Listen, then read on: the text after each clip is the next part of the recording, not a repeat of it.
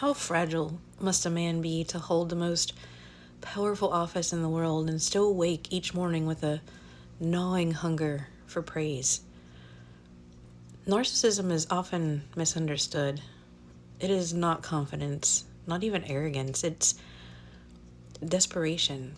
It's the endless thirst of someone who can't drink deeply enough to quiet the doubt screaming in his own head. And so he lies.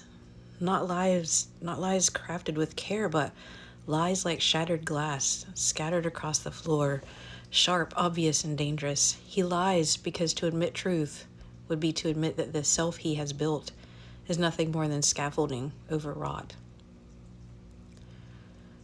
What does it say about a man who clings to falsehoods as if they are life preservers when the tide of reality presses in from all sides?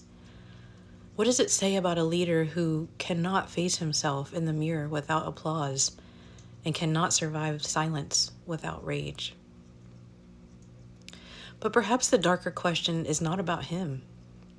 Perhaps the darker question is about us.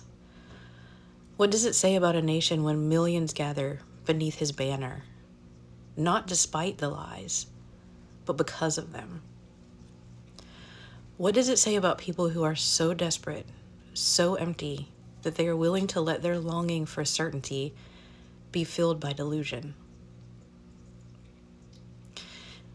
Yes, we can blame the narcissist, but the mirror he holds up to us is far more terrifying, for his survival depends on their need, their hunger to believe in something, anything, that will tell them their place in the world is not slipping away.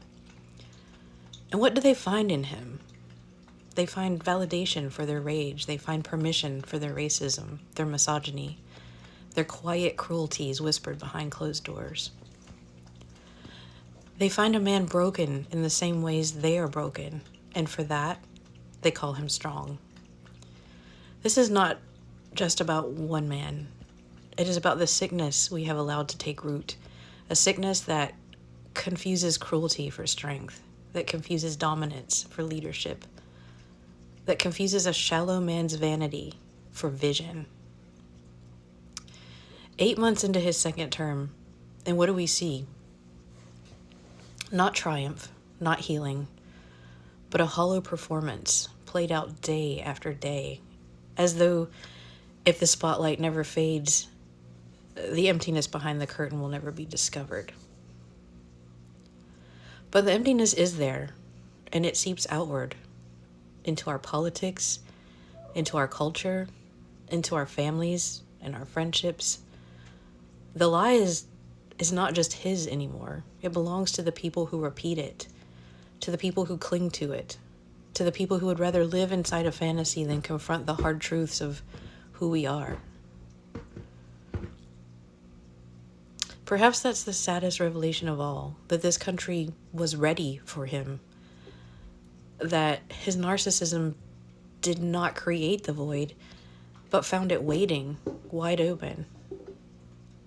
That his lies did not invent our brokenness, but exposed how deep it ran. So yes, blame him. Blame the man who cannot survive without applause. Blame the man who cannot tell truth from fiction, because fiction is the only place where his reflection is not unbearable.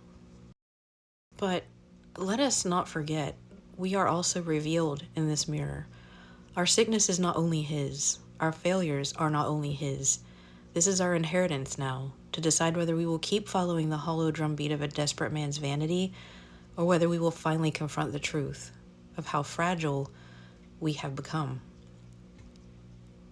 And perhaps, just perhaps, we might still choose to become something stronger than a nation propped up by the trembling ego of a man who cannot stop lying, because without the lie, he ceases to exist.